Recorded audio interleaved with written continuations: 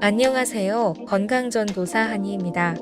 마트에서 가급적이면 담지 말아야 할 음식 9가지를 소개합니다. 우리는 신선한 과일 및 채소뿐만 아니라 건강한 식품을 구매하기 위해서는 마트를 이용합니다. 포장되어 있거나 진열된 제품들이 건강에 악영향을 끼치는 것은 아니지만 꾸준히 섭취하면 우리 몸에 해로운 작용을 할 수 있기에 구매를 건너뛰어야 하는 상품들이 다수 있습니다. 그 첫 번째가 감귤류 음료입니다. 감귤류 음료들의 대부분은 최대 10%의 과즙 농축액과 정제수, 합성착향료, 인공색소, 인공감미료 등 우리가 알지 못했던 물질들을 다수 포함하고 있습니다. 식품의약품안전처가 제시한 식품 등의 표시 기준에 따르면 정제수, 색소, 향료 등이 들어갔어도 오렌지만을 짜낸 과즙이 함유되었으면 100% 오렌지라고 표기를 허용한다고 합니다. 정제수는 물을 미생물이나 불순물 등을 용해시켜 만든 순수한 물로 대부분 알고 있지만 오히려 순수한 물이기 때문에 삼투압 현상으로 우리 몸에 남아있는 영양분을 흡수해 배출합니다.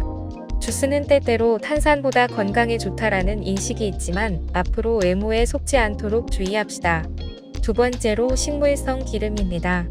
참기름, 들기름, 콩기름, 올리브유 등 시중에 판매되고 있는 기름은 모두 식물성 기름입니다. 버터와 같은 동물성 기름보다는 값도 쌀 뿐만 아니라 오메가6, 오메가3, 오메가9 등 동맥경화의 원인인 콜레스테롤을 예방하는 데 도움을 주는 불포화지방산이 상당하게 함유하고 있습니다. 이처럼 우리는 의식하지 못한 사이에 동물성 기름은 나쁘고 식물성 기름은 좋다고 생각하여 많은 양의 식물성 기름을 먹고 있습니다. 오메가6 지방산의 과다 섭취는 전신염증을 유발하는 만성질환으로 확대될 수 있고 이 식물성 기름들의 원료는 국산이 아니라 대부분 유전자가 조작된 GMO인데 운반할 때 부패를 방지하기 위해 많은 종류의 살충제나 방부제 등을 많이 사용하는 후위 포스트 하비스트가 문제가 된다고 합니다. 세 번째로 샐러드용 드레싱입니다. 코로나로 인해 밀키트 시장이 2022년 기준 35%에 육박하면서 샐러드용 드레싱도 집에서 간단하게 먹을 수 있도록 소포장되어 다양한 제품들로 고객에게 소개되고 있습니다. 하지만 대부분의 제품들에는 기름과 설탕, 인공첨가물 등이 많이 들어가면서 칼로리와 지방이 매우 높습니다. 신선한 채소와 과일의 건강 효능을 얻으려면 이를 보다 건강한 소스로 대체해야 합니다. 올리브 오일을 비롯해 과일즙이나 발사믹, 식초, 향신료 등 웰빙 드레싱으로 바꾸거나 드레싱을 완전히 건너뛸 것을 권장합니다. 네 번째로 토마토 소스입니다. 스파게티의 주재료이면서 다양한 요리에 활용도가 높은 토마토 소스는 1인분의 하루치 권장 소비량의 절반인 12g의 설탕과 5분의 1의 나트륨 섭취량이 들어 있습니다. 설탕과 나트륨의 과다 섭취는 혈압과 직접적인 연관이 있기 때문에 주의를 요하며 항상 영양 성분이 기재되어 있는 라벨을 읽어야 합니다. 설탕과 나트륨이 없는 병에 든 파스타 소스를 찾는 것은 거의 불가능하지만 최소한 그 외움을 인지하고 있고 요리를 할 때 다양한 재료로 적정량을 활용하여 사용하는 데 노력해야 합니다. 다섯 번째로 프로바이오틱스 요구르트입니다. 우리는 프로바이오틱스라는 문구에 속지 말아야 합니다. 무가당을 제외한 대부분의 프로바이오틱 요구르트는 한 용기당 무려 19g의 설탕이 들어 있습니다. 세계보건기구 WHO에서는 성인 남녀 하루 설탕 권장량을 50g 이하로 섭취할 것을 권고하고 있기 때문에 섭취 시 적정량을 유지하는 게 중요하다고 생각됩니다. 또한 복숭아 통조림처럼 무가당, 무설탕이라고 표기해놓고 설탕이나 과당, 합성착향료, 인공감미료 등을 넣는 경우도 종종 있습니다. 제품 앞에 이러한 문구들을 주목하는 것보다 뒷면에 작게 써있는 영양성분 표시를 꼼꼼히 살펴 고단백, 고칼슘, 저당, 저지방 옵션을 현명하게 선택해보는 것은 어떨까요? 여섯 번째로 과일맛 시리얼입니다. 자녀들이 혹은 손주들이 알록달록한 색깔의 시리얼들을 사달라고 조르는데 이 시리얼들은 천연 과일 맛이 들어있다고 주장하지만 결론적으로 어린이에게 판매되는 이 시리얼에는 자연적인 것이 없습니다.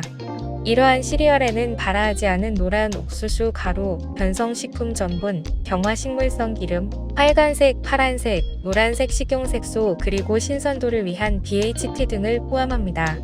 참고로 식용색소 중 파란색은 석유에서 추출한 인공식품 염료입니다. 이 염료는 과다 활동 및 신장 종양의 위험 증가와 관련이 있습니다. 아직도 우리 어린이에게 이런 것들을 먹이실 것입니까? 7번째로 시리얼바입니다. 광고에서 흔히 진짜 우유와 곡물로 만들었다고 주장하는 시리얼바를 종종 접하게 됩니다. 이는 고가당 옥수수 시럽을 포함하여 많은 양의 설탕 공급원인 고탄수화물 스낵으로 하나를 먹고 나면 아마 배가 더 빨리 고파질 것입니다. 또한 성분 목록을 자세히 살펴보면 일부 제품에는 복통, 설사, 두통과 관련이 있는 당 알코올인 에리스리톨이 함유되어 있음을 알 수 있습니다. 게다가 바에 들어있는 옥수수 섬유질은 대부분 GMO일 가능성이 가장 높기 때문에 건강한 아침 식사 대용으로는 추천드리지 않는 항목입니다. 마지막 8번째로 말린 크랜베리입니다. 말린 과일은 영양소가 일반 과일만큼 풍부하게 있지만 문제는 칼로리와 설탕이 많이 함유되어 있어 과식하기 매우 쉽다는 것입니다. 설상가상으로 포장된 말린 과일에는 많은 설탕이 첨가되어 있습니다.